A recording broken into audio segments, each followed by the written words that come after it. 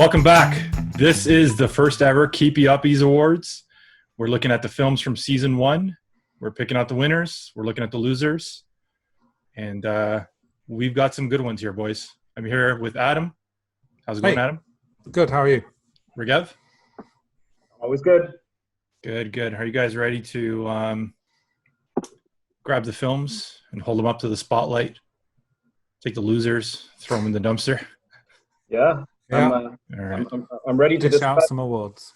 I'm ready to go down the categories and discuss what we think, is the best or worst of whatever categories we will introduce. But should be interesting because we've seen a lot of different movies, a lot of diverse movies, a lot of different characters. Some were amazing, some were horrific. So this will be really, really interesting. Yeah, there's a big chasm between the good and the bad of this season. So it'll be fun to rag on these movies, and we're going to keep it nice and light. This is going to be a little bit of a mixture of the Razzies, if you're a film buff, and the Oscars, the Academy Awards.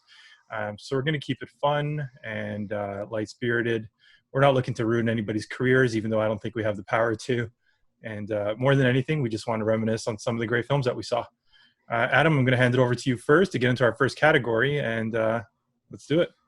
Our first one is Best Soundtrack. Easy. I think there's a lot of good soundtracks out there. I'm going to surprise you guys. Oh. Mine would probably be Pele, Birth of a Legend, and it's the only award it's going to win here. But I thought that music was super cool. And then when Raghav, you told us that the guy, his name was Raman or something, like he was an Indian composer, right? The popular Indian composer. I totally forgot about that. Yeah, and I was like, that's super interesting that, again, he may not have nailed it. There may be Brazilians that think that stuff's a travesty. But for me, I was like, yeah, and it's one that I have that on some of those songs on my shuffle when I'm working out. So like, Return to Ginga, that always pops up when I'm on the treadmill. Gets me going through those last 5 minutes sometimes. So yeah, I don't think I'm going to get traction with that one getting nominated. But thought it deserves a mention because I don't think there's many other awards or decent awards that Pele's going to be up for. I agree. But are we looking at this as best cinematic score or best soundtrack? Say best soundtrack. Okay, because it's totally up to us. Okay, so I've got two that I want to throw into contendership. Ultras, of course, for the score that was done by. It's slipping my mind now. Forgot his name. Yeah.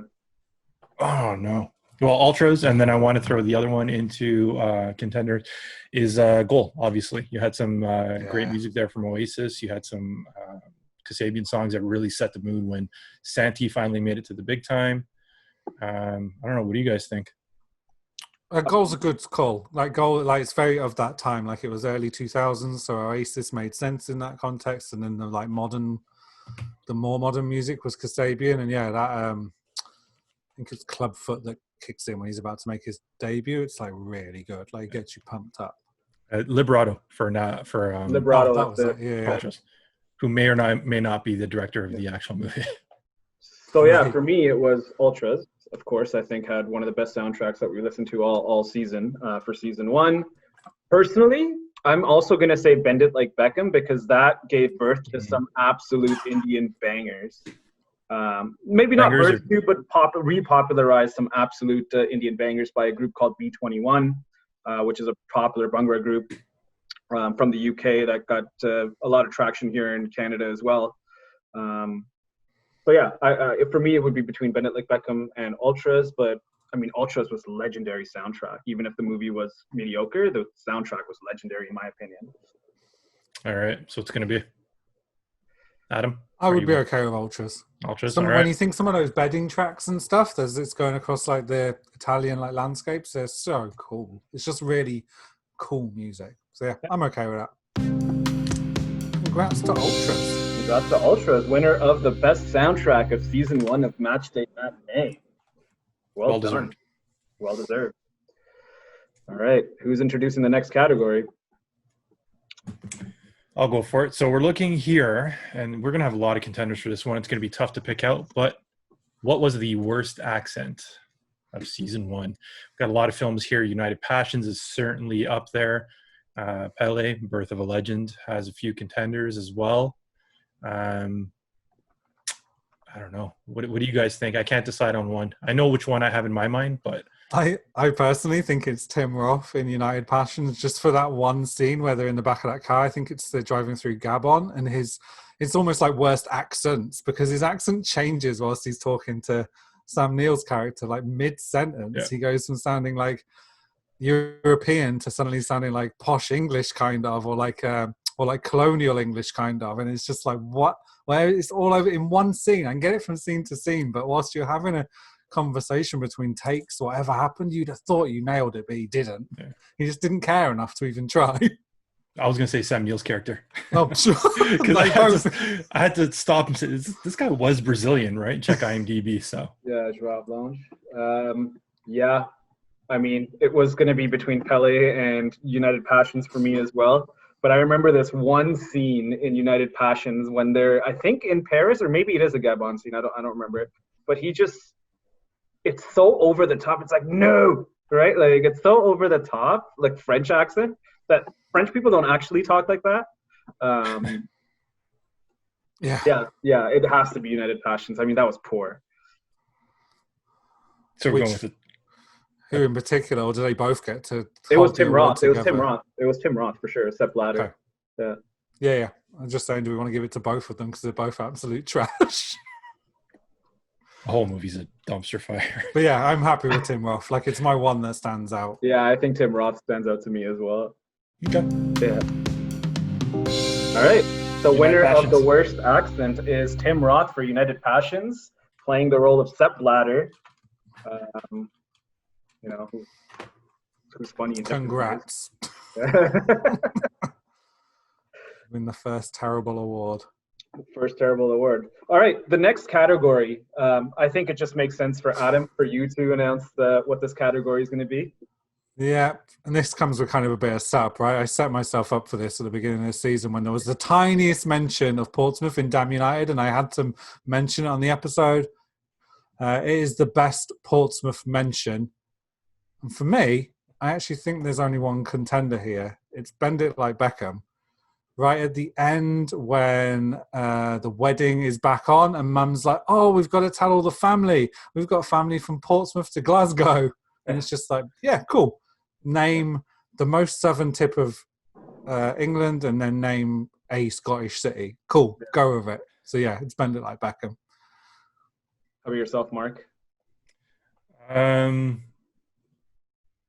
I don't know. Adam's kind of the expert on this, but I do remember there being the slightest Portsmouth reference when I actually called Adam on it. And it was literally the word it was in the standings. What movie was in Damn United, yeah. So when Clough took over, I think it was Derby, and he showed them going through the league table, and literally they overtook Portsmouth, and it wasn't the highlight reel was whatever. You couldn't tell. It was just that they were there. You mentioning it took longer than the actual cameo. Trying to explain it, yeah.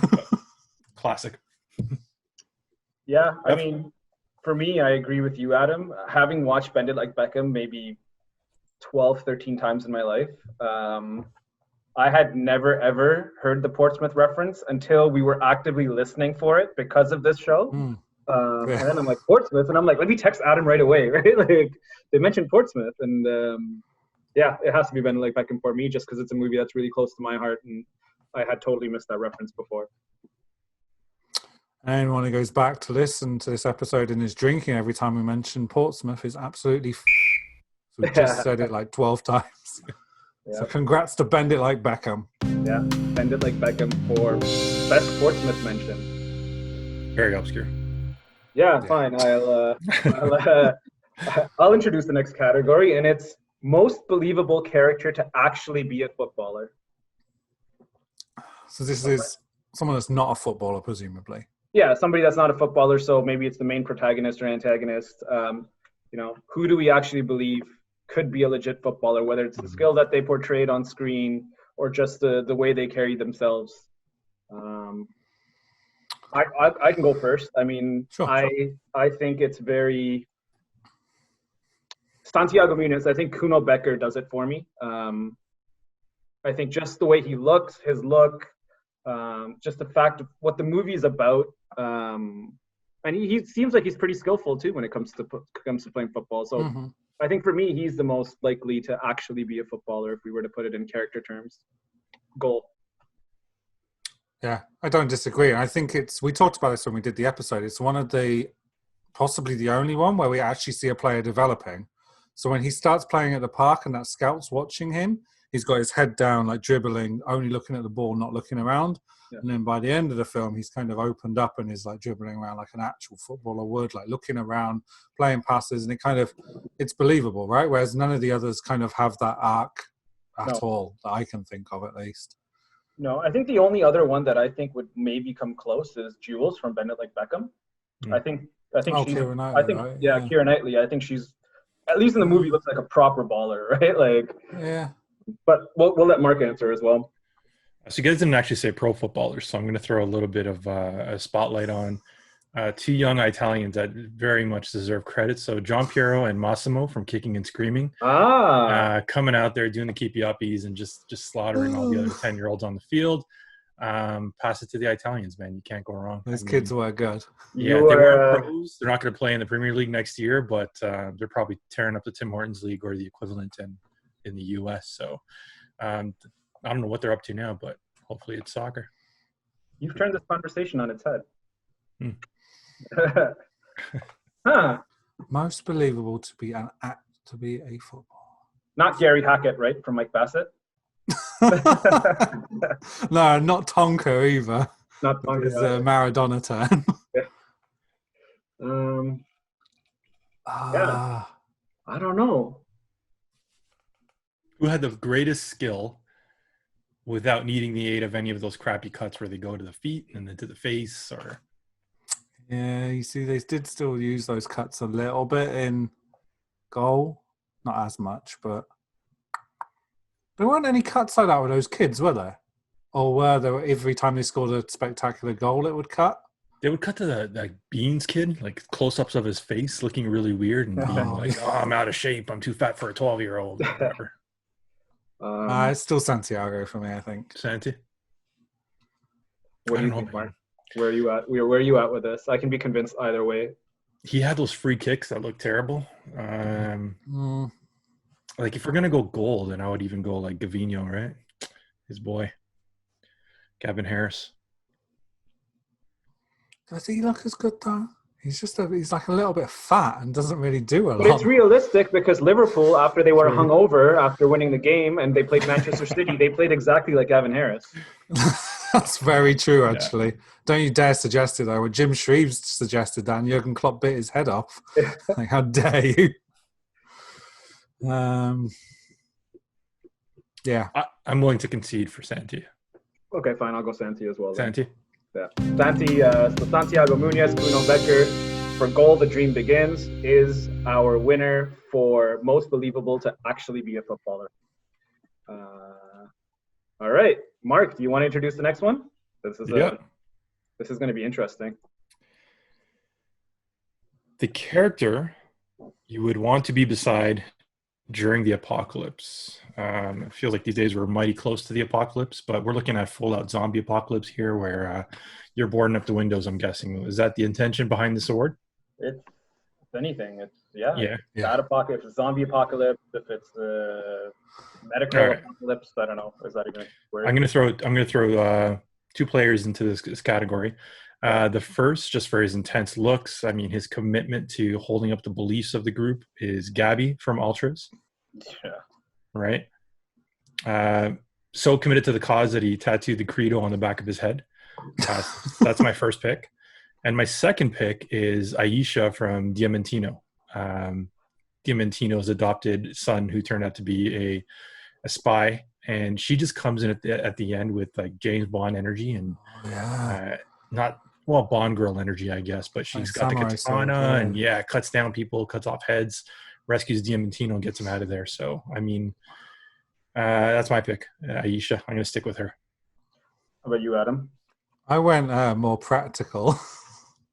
So I picked Roz from Goal, so Anna Frey's character, because she's a nurse. Oh. She's got extremely nice like bed manner, very friendly. So she would kind of feel like she'd do a good job looking after you. She's a bit feisty too, so keep things interesting, I guess, if you were locked up in Apocalypse with her. But yeah, mostly looking at her for her medical skills. Would you not be sick of her calling you? Would you not be sick of her calling you pet after? I'd be like, can you not call me pet one more fucking time? Just call me by my name. Jesus Christ. Regev? So there's the practical angle, right? But then there's also the notion that, you know, the apocalypse is presumably you're not really going to survive for too long. So yeah, you can try all you want. You can be worried and run away, or you could have somebody beside you that'll just make you laugh constantly. Mm-hmm. And I know where you're going. What about a lard ass or a beans, right? What if you had those kids beside you, right? Just to provide some comic relief as the world's coming to an end. The world's coming to an end. Did you want to be trapped with a 12-year-old or a 16-year-old? Yeah, I mean, that are both making you laugh and just things. It would almost be funny to watch them freak out while the world is ending. Oh, so you wouldn't try and shield them from it and help them through it. You would like tell them how it is and watch them freak out. Because in an apocalypse, presumably the chances of survival are next to zero, right? That's pretty much what we say an apocalypse is. So you're looking at like a battle royale, like Hunger Games scenario then. Yeah, I'm basically saying, okay, it's going to end anyway, so why not just laugh while, you know. All right, that's a bold pick, man. Beans. These are three very different directions. You know what the other side of this is what about if you sat with Pele and listened to all his football stories, while away the time listening to stories? You could even start your own spreadsheet and try and figure out how many goals he actually scored with him. See, he would just be lying at that point, and I don't want to hear that while the apocalypse is... That's true. Time does Pele have left, though? Yeah, that's true. He wouldn't last long, as right? well. Maybe, yeah.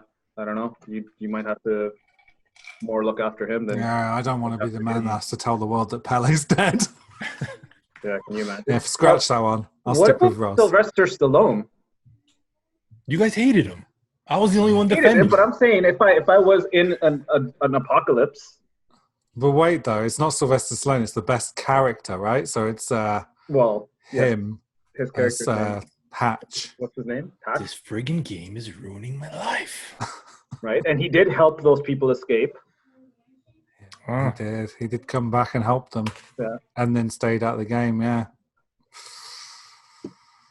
He's a good guy, Hatch. He is a he good would guy. Never let you down. Yeah. Gabby's a good call. But I feel like Gabby would be really impractical during an apocalypse because he'd just try to fight whatever the apocalypse is. And your first line of defense, man. But he wouldn't be too intense, I think. You just want him to like take it down a notch. You just want to chill. Like you're looking to have fun with kids and just like capture that youthful energy. And Gabby's there, just like right. Because let's say it was an alien invasion, Gabby would be like, "Aliens! I'm gonna go fight them!" Right? Yeah, I'm gonna go headbutt them. I don't know, man. Aisha is probably the best pick, middle ground, maybe. And she's also like Adam's point about Nurse Harmison. Yeah. Why not have a medical professional around you? Exactly. What about Mike Bassett? If we're looking at comedy, why not Mike Bassett? I don't know. I feel like he would just be drunk, dancing on a bar. It's a good way to go. That is true. I don't know. I can go either Roz or Aisha. Aisha, I imagine she would probably be... You wouldn't need to have the medical care because she would just slice everything with her sword. And she probably... Isn't there... I feel like there's a bit where she helps him something medically. Oh, she gets him out of that machine that he's plugged into. Right. So she knows sort of medical stuff, even though she's a tax evasion officer. Yeah, and it also ticks that box of having fun when him and Aisha are in the Lambo just doing spins, and she brings back kind of that youthful fun to his life. I can go with Aisha. I think you've convinced me. She's got more to her than Roz. Sorry, Roz. I tried my best. So Aisha from Diamantino is the character you would most want to be beside during the zombie apocalypse or any apocalypse. She's the winner of that award. All right. I guess I'll introduce the next category. It is Weirdest Soccer Moves Award. The Weirdest Soccer Moves Award. So who on screen have you seen? This could be a real player or a character, an actor. Who on screen did you see and basically look at yourself to say, and nobody would actually play like that. I feel like they're all from Kicking and Screaming, right? So there's the one with the worm, the one where they all like stand around them, like the V from Mighty Ducks. Oh, right. Like they're all weirdest. They're just like weirdest / stupidest. Like none of them are good. Or the other one is Mike Bassett with the handball goal that comes off the crossbar. I'm not sure weirdest quite does that justice. But that did happen, though. It's Right? almost realistic. Oh yeah, a version of it happened. It didn't come off the crossbar and bounce back down, but yeah. If you're looking at surrealism, then Diamantino playing soccer among the fluffy Oh yeah, clouds. having a penalty saved by a massive dog as well. That's kind of weird. Yeah. Again, going back to Mike Bassett, what about the scene where they're in that German laboratory and they're being forced to do soccer moves? Oh yes. Oh yeah. When they're being forced to learn Mark Lawrence's skills, that's the weirdest soccer move. Yeah. So on that same vibe, then, what about Pele kicking mangoes for 8 years straight? You could see people playing with fruit though. I just thought it was weird because I just thought that was weird because they need food to eat. So why would they kick it and break it? That's the reason I found it weird. Not because you would actually kick mangoes. If it was like a little beanbag or something, or rolled up socks, it would have made sense. But mangoes? It's so messy. You're getting mango juice everywhere. That's what I don't get. So then you've got a shower as well, so you're using extra water that's probably going to cost more money. Like, I guess flies are attracted to the fruit, and it's a bad look all around. My concern there was more about sustainability than it was about weird soccer moves. But I can go either way. We got Mike Bassett with the weird laboratory. We got Pele kicking mangoes. Anything in Victory that stands out? Or no, was that all? No, some of those moves were excellent. Stallone did something weird. Kicking and Screaming, of course. But I feel like that's the lowest hanging fruit. And that was meant to be like that. Wasn't there something weird in Victory where Stallone... or his goalkeeping was just weird he and not scored the believable. PK, or did he stop a penalty? He stopped a penalty with a really weird save where he's sort of clutching at it. But he wanted to score the winning goal in real life. That's how he wanted the movie to finish, with him scoring the winning goal. And they said, no, the keeper doesn't take penalties. Okay. And nothing in Bend It Like Beckham? Not really. No, because they're all just regular, trying to be serious scenes, right? Yeah. I think a strong contender is the Flying V in Kicking and Screaming. I think Kicking and Screaming might take this one. Yeah. Adam? I can go with that. I'm happy with that. Like the Mike Bassett shout from Raghav was really good. Like that machine is ridiculous. Yeah. I can go Kicking and Screaming. Mark Lawrenson. All Who right, was this? Pele, Maradona, and Mark Lawrenson. Lawrenson. So, Weirdest Soccer Moves award goes to Kicking and Screaming for the Flying V. Weirdest soccer move, which is from the Mighty Ducks. But, it's interesting. So, Kicking and Screaming has now come up twice. So, they've won the Weirdest Soccer Moves award. And they've actually come up during the Most Believable to Actually Be a Footballer with that Massimo and his brother. Yeah. His name was. So, like, winning a couple and a nomination, or winning one and a nomination in that. And the nomination was for a good thing. It wasn't for a weird thing. Right? That's true, actually. So Kicking and Screaming, which is our second last place, is competing for the awards. So, awesome things happen on Match Day Matinee. Real magical. All right. So it seems like we're getting into the more kind of serious awards now. So, Mark, I'll let you introduce the next one. So our next category, which, I'm sure we'll have a lot of contenders here, is Best Cameo.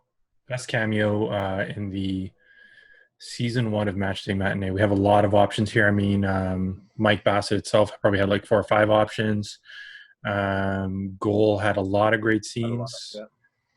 Pele had one from the legend himself. Victory, of course. Were those cameos, though? Oh, yeah. Were those cameos? Or were they actually Start in the movie, right? Like they have they were IMDb speaking credits. roles, right? Yeah, like they stood in the background, but still. Okay. It's hard, right? Like I would say that Mike Bassett, like Pele's got a cameo in Mike Bassett. He's not a main character. In Victory, he is a main character, right? Or a character. Like he's crucial to that plot point. They wouldn't have gone back out of that tunnel if it wasn't for Pele saying, "Please, I want to win the game." So how many cameos does Pele make? A lot. So he's in his own movie. He's in Mike Bassett, and he's in Victory. That's it, right? 3 out of 12 films. It's not bad going. He also appears in Kicking and Screaming, the Pele ball. Oh, the kick, yes, the ball, Pele, yes. right? From the free kick that gets missed, yeah. So I'm going to put this forward. Multiple winners of the same cameo, Pele. Multiple winner of the same cameo. Yep. So we'll have Kicking and Screaming, Pele, and Mike Bassett as co-winners for their cameos of. But do you think Pele's cameo in any of the movies is the best cameo? Because there might be some in goal that might have been better. For me, Pele's probably is the best. The Mike Bassett moment. He has 2 bits in Mike Bassett where he's listing off all those nations that could win the World Cup, and he's like Yugoslavia, South Korea, and then they say to him, "Oh, England." And he's like, "No." But then his best bit is when Mike Bassett's drunk, dancing on the bar, being interviewed, and he's like, "Yeah, the World Cup is brilliant. I love it. You bring all these cultures together," and he's like, "Oh shit, the English. Let's leave." That one does it for me. That one does it for me. Best. That one does it for me. That one's awesome. In Kicking and Screaming, the entire plot of the movie revolves around the ball that he's kicked, and then his cameo in Pele is actually in one of the best parts of the movie when they're doing the Jenga through the hotel. To get to that windmill or whatever it is. But if I had to give it on a single cameo, I would say in Mike Bassett when he's walking into the Mike Bassett drunk scene. I would say that is the best cameo from Pele. You all agreed on that one? Yep. Yeah, congrats, Pele. You get around a bit. There's plenty of other movies he's in too. Yeah. He's probably in one of the other movies we've listed here and we don't even remember. Possibly. So, best cameo goes to Pele for Mike Bassett when he's walking into a drunk Mike Bassett on the bar, dancing on the bar. Congratulations, Pele. You get around. All right. We'll get the next one. Adam, we'll get you to announce the next one, the next category. Oh, this is what I'm looking forward to. Funniest character. So, Raghav, who is your funniest character? Oh, man. For me, it's Lardass, right? From Ultras. It has to be Lardass from Ultras, right? Or Beans from Kicking and Screaming. Beans But Lardass. But Lardass. I would say Lardass. I think one of the good things about Lardass, right, is it's a foreign language film, right? So for a character to still be funny with the language barrier is, to English-speaking people at least, is something, right? Like, true. His mannerisms and stuff come through, and then he has funny lines as well. Like, he's a good character. So yeah, Lardass is a strong one. Mark, do you have anybody else? I have one, and then when you started talking, I thought of another one. But my first choice that I came into the show thinking of was Diamantino. Just his mannerisms and his childlike wonder, and some of his responses to genuine questions like, "Do you have sex?" And he's like, "No, I'd like to." It looks hard though. That would be cool or something. That was hilarious. But then, I mean, we've talked so much about Mike Bassett. How can you not include? I was just going to Mike say, Bassett. Mike Bassett's mine. Yeah. You know what? I was just going to say, because I think in my head I'm thinking about funniest side character, but this is funniest character, and for me, Mike Bassett 100% wins that. Okay, Mike Bassett, but also the narrator from Mike Bassett. Oh, so like Martin Bashir, yeah. Martin Bashir. Yeah, that's right. Yeah. Yeah. But Mike Bassett for me. Mike Bassett's mine totally. Like this, 100%, and I don't think we need to do it again, but we could just sit laughing about scenes, right, and lines he says. Like, he's so funny. Yeah. So yeah, Mike Bassett. I'm cool with that. Well, 100% Mike Bassett. There's too many lines that I could just name off right now. But yeah, funniest character in a football film for season 1 of Matchday Matinee goes to Mike Bassett. Multiple scenes. Yeah. Pick one. They're all funny. Yeah. All right. So the next one is an interesting one, and that one is Best Football Scene Award. What is the best football scene in the first season of Matchday Matinee from all the movies we watched? Adam, let's start with you. Mine is, I think, and this was a big factor on this film finishing as high as it did.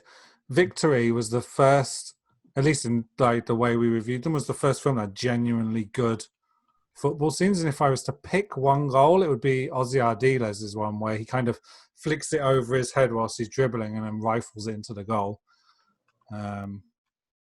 That's kind of my easy winner. And if you listen to people that are around in that era, like they were the types of goals he would genuinely score for Spurs. Awesome. I will drop it in the Slack if you two want to rewatch it. Ozzy Ardiles. Yeah, the Ozzy. It's just and it's genuine, right? There's no cuts. It's 21 seconds long. Like it's a genuine, like great flick. Yeah, and this award should actually be called Best Footy Flick, or Best Footy Flicks, Right. which is our word for best football moves. Stay on brand. That flick's so nice, and it's the only good bit of skill that Michael Caine's body double kind of does because he kind of takes it down on his chest. But yeah. What do you think, Mark? Do you have any thoughts on best footy flicks or football move? So with Footy Flicks, I'm just watching the scene from Adam here. It is fantastic, and it might win down. So with Footy Flicks, we usually look at the entire kind of match itself or the scenes throughout the movie, and it would be hard to pick anything else other than the Damned United. But the thing with Damned United was that those are actual scenes that are archival footage that they pulled into the movie. For me, there's no rule against that, is there? We'll see.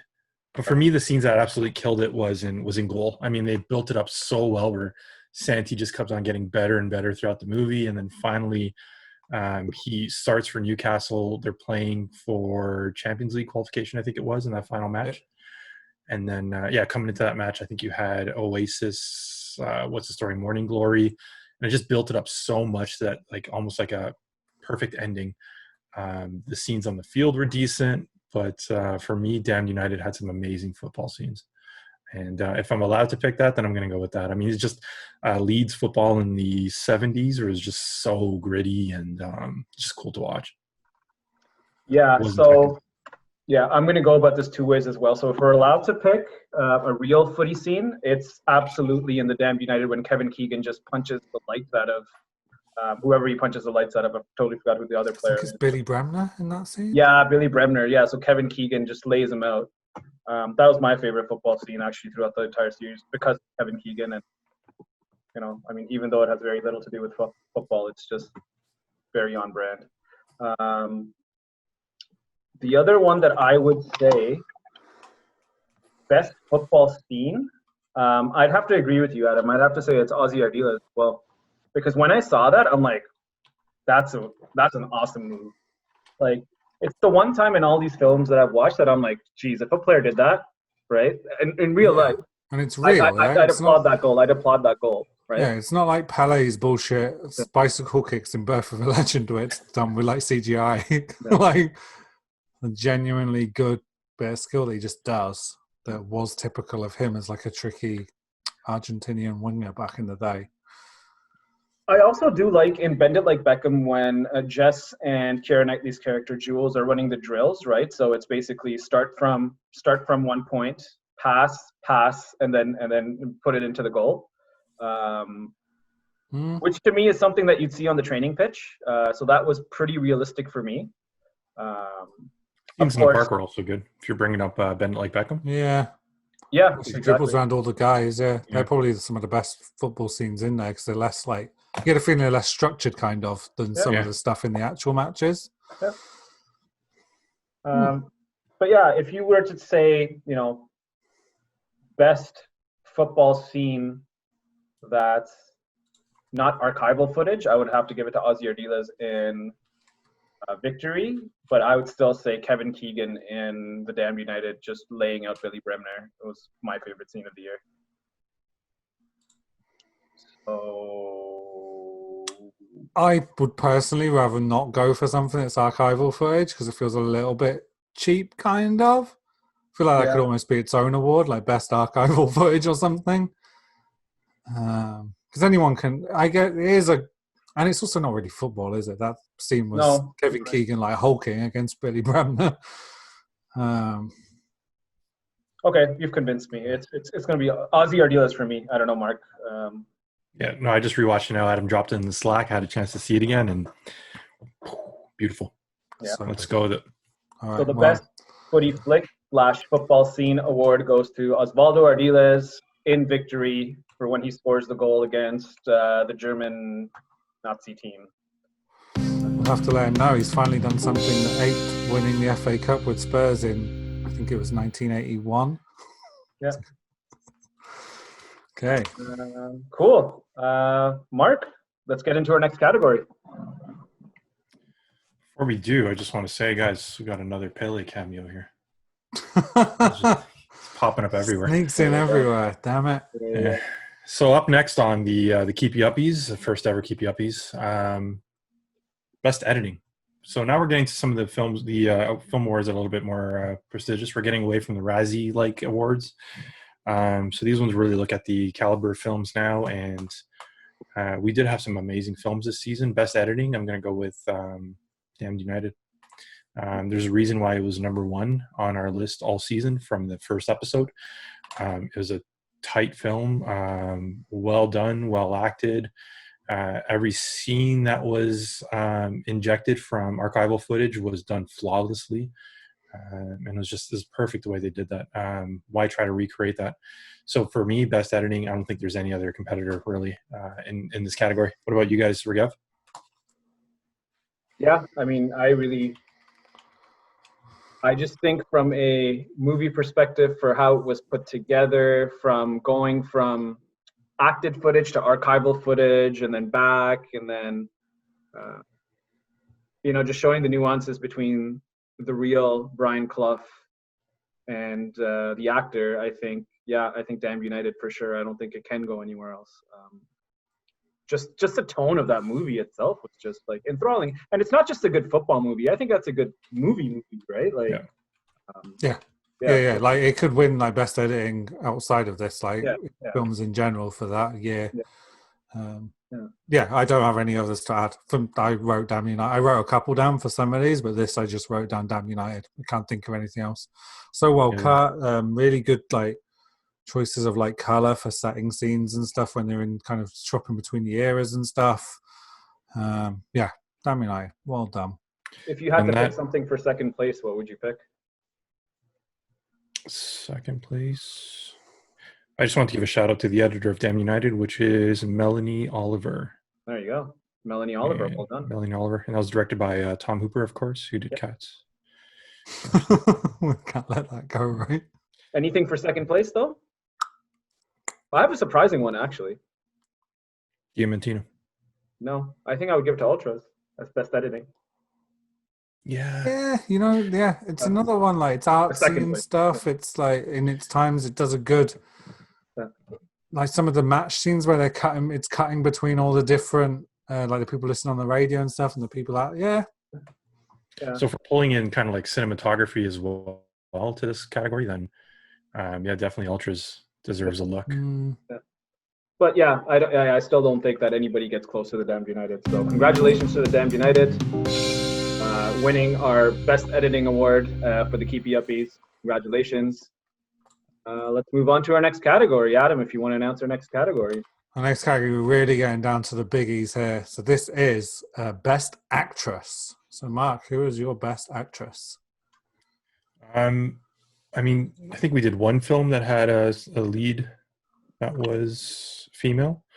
That was Bend It Like Beckham. And Jess Bomera. I don't think you can beat her in this category. And that was Parminder Nagra.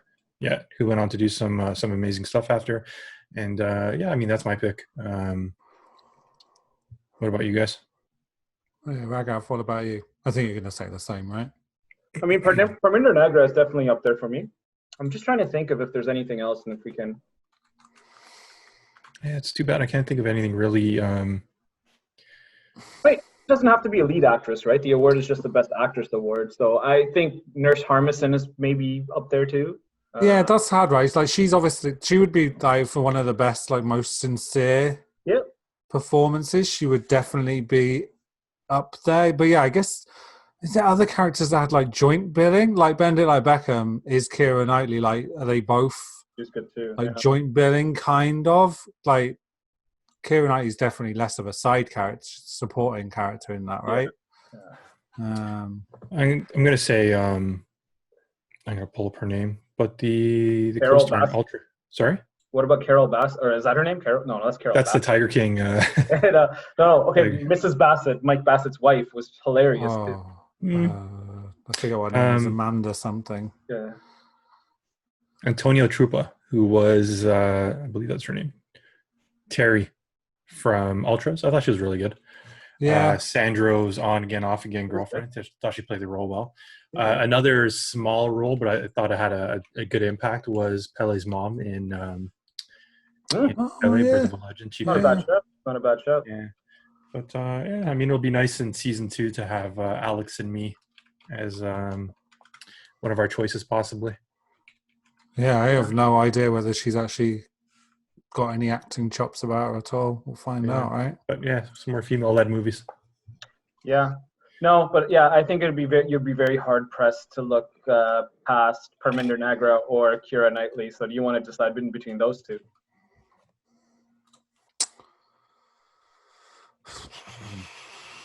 I'd say Parminder Nagri. Personally, I feel like she has more opportunities to do more in that film.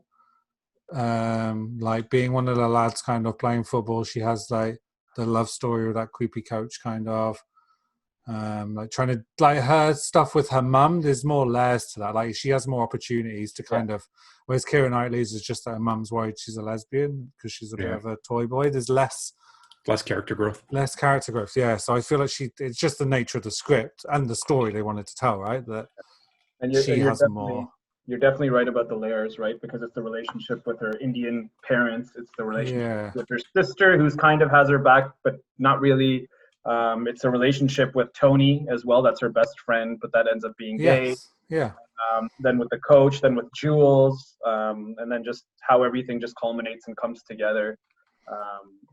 And kind of creates the world for her in that movie. I think, I think definitely Parminder Nagra for me as well. Yeah, I say we go with that. Yeah. All right, guys. So, Best Actress Award for the first ever Keepie Uppies goes to Parminder Nagra for Bend It Like Beckham. Congratulations, Parminder. You did a great job. Like I said, I grew up watching that movie, so it's good to talk about the nuances. I believe we actually have her on the line. No. Maybe one day. One day, yeah. Maybe the Keepie Uppies too. You never know. Maybe the Keepie Uppies too, exactly. Yeah. All right. Mark, introduce the next category, man. It's a big one. This is a big one. So we've just done Best Actress, and now we're going to look at Best Actor. Certainly a lot of choices here. I'm going to let Adam go first on this one. There are a lot of choices. There's only one pick for me here. It's Michael Sheen in Damn United. I just think he's like a comedian, Michael Sheen. He's played something like he played Tony Blair in a movie, the former British Prime Minister, and absolutely nailed that. And I just think he nails all of Brian Clough's mannerisms and stuff, the accent, the look and everything. And then like there's some really good scenes where he's like yelling at the chairman, the Jim Broadbent's character, when he's like laying into the players and trying to run the rule, when he yells at the kids, when he's arguing with Graham Taylor, Gordon, or whatever. Graham Taylor is his name, I think. Yeah. When he's yelling at him, Timothy Spall's character, like it's a really good performance. And then he's the one for me if I was to say. But then I'd also give Mike Bassett, Mike Bassett a shout. Ricky Tomlinson, just because it's like a different type of performance, but it nails all his comedy timing, like really funny. Comes across as a complete buffoon. So either of those two for me, but leaning more towards Michael Sheen for sure. How about you, Mark? I'm glad Adam went first because I was going to call him Martin Sheen again, which I think I did during the actual podcast multiple times. But yeah, just like you were saying, the range that he showed when he finally did show some sense of humility, and he's driving with his kids in the car, and he kind of has the mea culpa in front of them and tells them like, I've been an idiot, your dad's been an idiot. On top of that, he was playing a nonfiction character. So if you look at some of the actual interviews that Brian Clough did, where he spoke to Don Revy finally face to face on that interview show, just he nailed like the mannerisms, like you were saying, and just so much range in that movie. I thought he was amazing in it. If I was going to throw another name into the ring, just to have a second choice, I would suggest Antonio Arena. I believe was his name, who played Sandro in Ultras. And Yellow Arena. And I thought that was so interesting too, because he was actually a criminal. I think he was incarcerated for like 10 years. Yeah. So coming out, playing on that experience, and I thought he was so great in Ultras as somebody who had his time, his glory, and then kind of wanted to get out of that lifestyle, but kept being pulled back in. So that's the second choice for me. But for my first choice, I have to agree with Michael Sheen. Yeah. I mean, I really can't differ from that. I think Michael Sheen for sure just absolutely killed that role, killed the mannerisms, like you said, of Brian Clough. Especially because I think, Adam, you posted a recent interview of Brian Clough, right? And yeah, watching that, I'm like, geez, this guy gets it pretty dead on accurate. And you can kind of tell where, he's trying to act like Brian Clough at a time where Brian Clough is just a little bit feisty. He thinks he knows best. And I feel like to get those emotions across in a football movie is difficult, especially when you're acting like another real life human person. So yeah, I think he killed it. If I was to choose a second, it's a very difficult act to follow up, to be honest. I think Yellow Arena did a good job in Ultras. What do you guys think about Diamantino?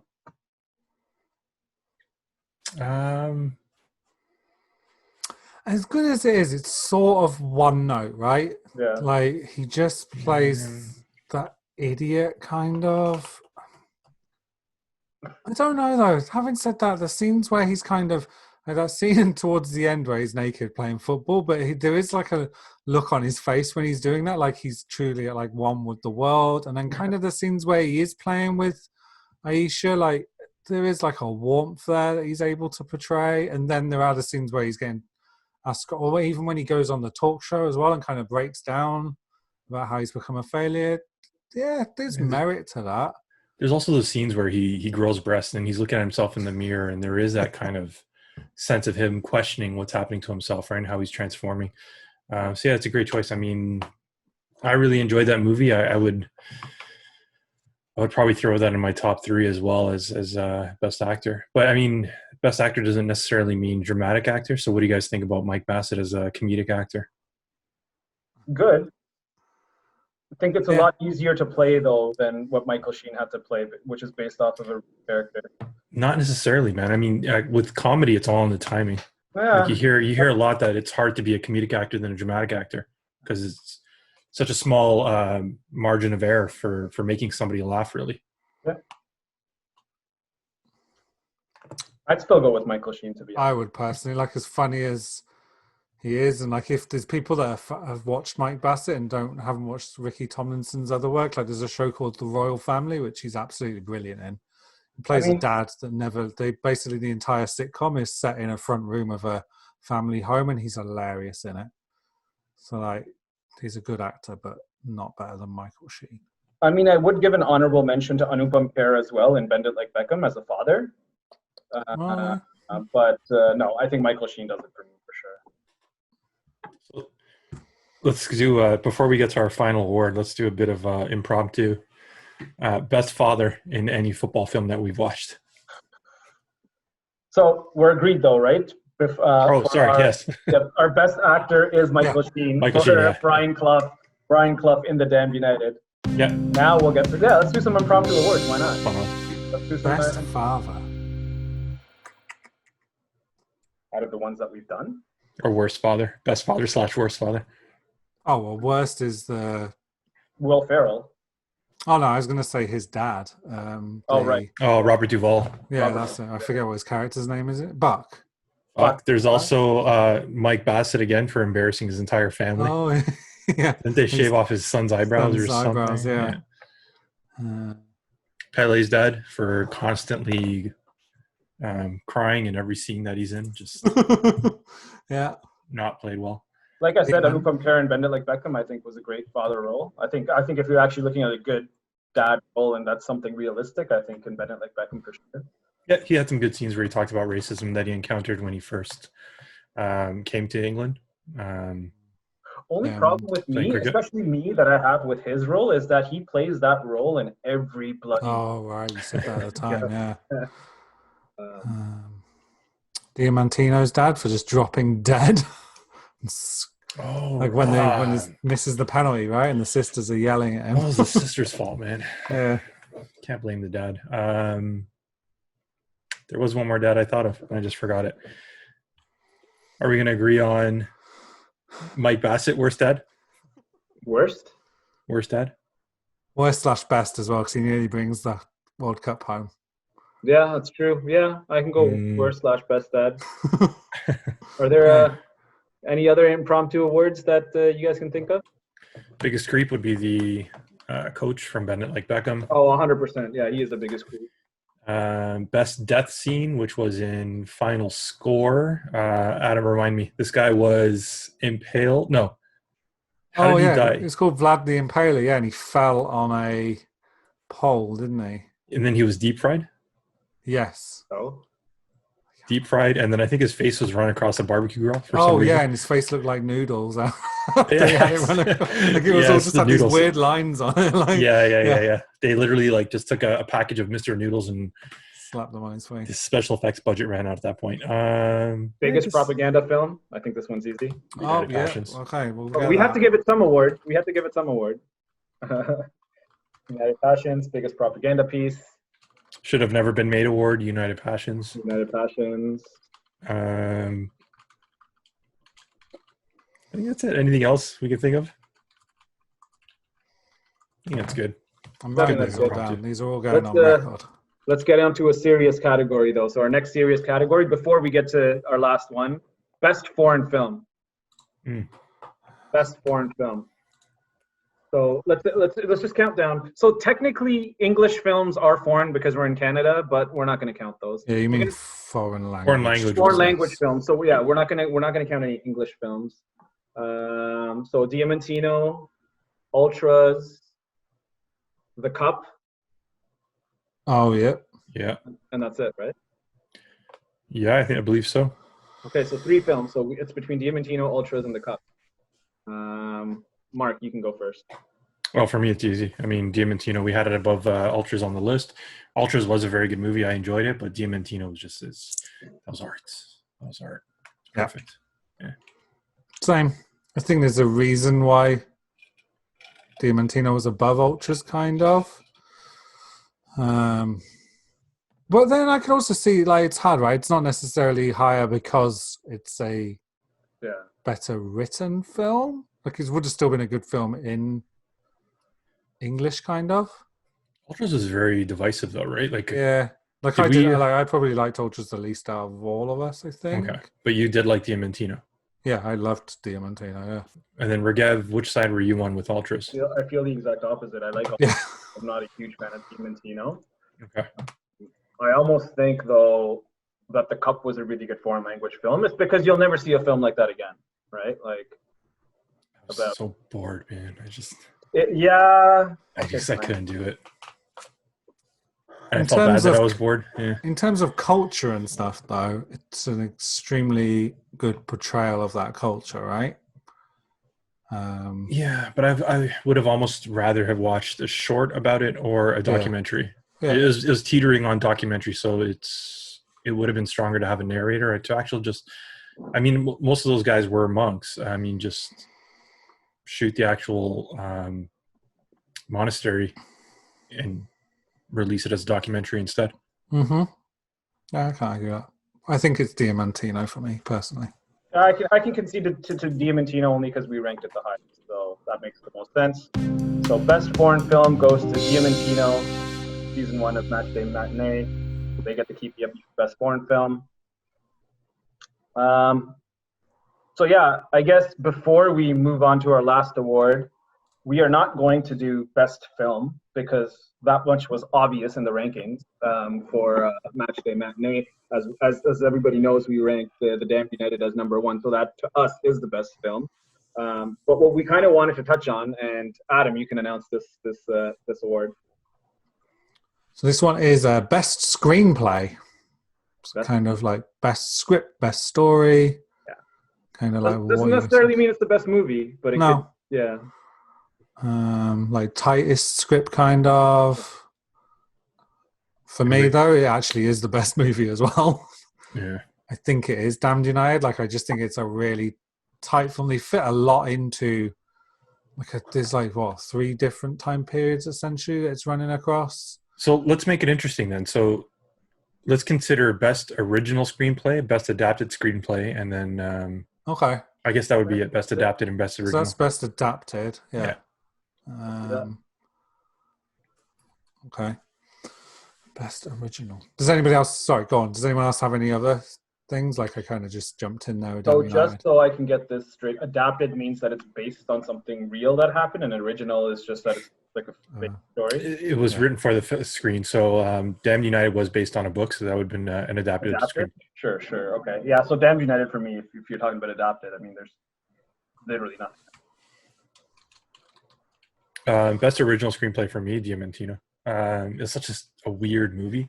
Dealt with some surrealism and a lot of political issues as well.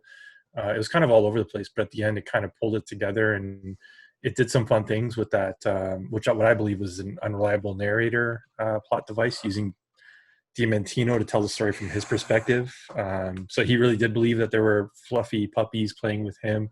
And then just that absurd ending where there was like a James Bond villain and he had somebody rescue him, and he was the centerpiece of a plot to steal his what were they stealing? His mojo, I guess. His mojo. That's his it. mojo. Oh, his skill as well. Yeah, his mojo. Yeah, his the best way to mojo. describe But it. he was too dumb to undergo the procedure. I mean, all of that was just so absurd, and I loved it. I thought it was original. It was really good.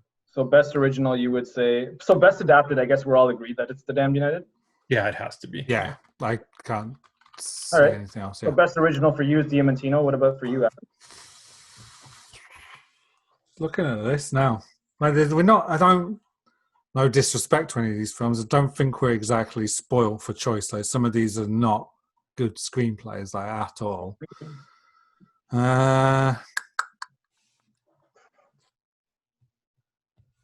Could be an argument for Goal. I don't think that's adapted.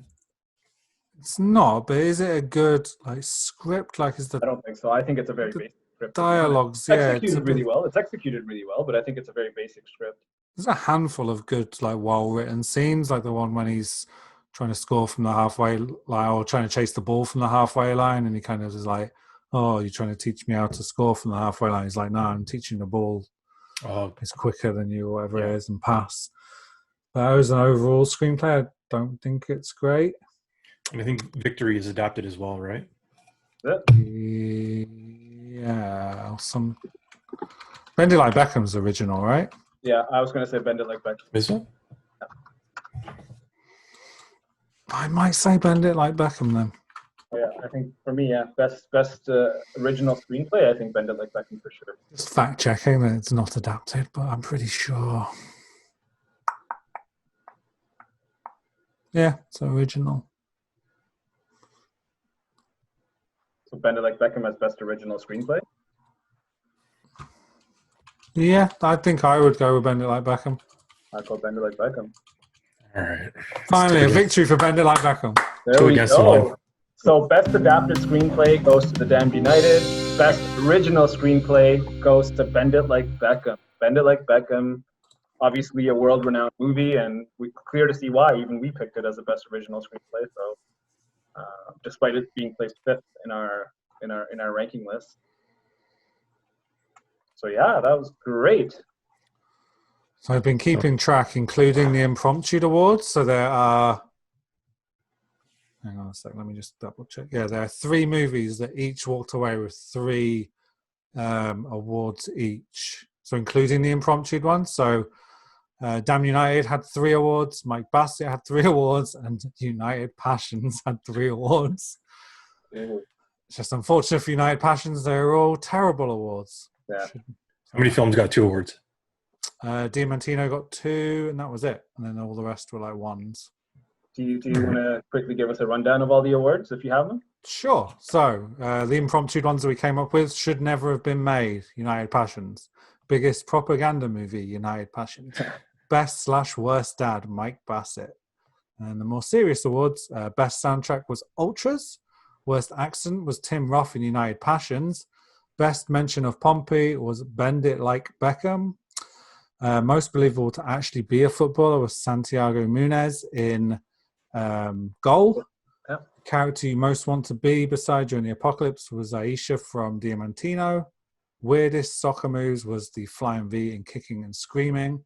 Best cameo goes to Pele. He had a bunch, but most notably the Mike Bassett one. The funniest character was also Mike Bassett. The best football scene was Ozzy Ardiles' flick in Victory. Best editing was Damn United. Best actor was Parminder Nagri in Bend It Like Beckham. Best actor was Michael Sheen. Best foreign film, Diamantino. Best adapted screenplay, Damned United. And best original screenplay, Bend It Like Beckham. And that's Awesome. Well That's great awards. But also, again, we'd like to give a shout out to the Damned United as being our #1 most favorite film on this season of Matchday Matinee. Guys, I get the feeling that movie is going to be very hard to beat, no matter how many seasons in the future we are. Yeah. But I mean, it's kind of going to become the Manchester United, like the early dominating, like how they were when the Premier League started. Might stay up top for a while. Yeah. Well, the interesting is there's 2 movies in production right now. So Taika Waititi's, I was going to say We Must Go, but that's the Bob Bradley film. Next Goal Wins. Oh, yeah. Which is about, I believe, Pacific Islanders, and they want to win 1 game, and he's a great filmmaker. So we may have a movie coming out once production starts again that will contend against Damn United. Because I don't think there's very many soccer films that are kind of critically acclaimed like Damn United is. No. No. Not, or if they are, they're like, quote unquote, like dumber films that kind of are highly rated but not critically acclaimed in the same way, right? Or they not use as soccer. popular, or not as like studio syndicated as Damn United. It could be some random documentary, right? Yeah. But Well, I think Looking for Eric has been pretty well received. Yeah. But That's a good film. I've seen it. It's a good film.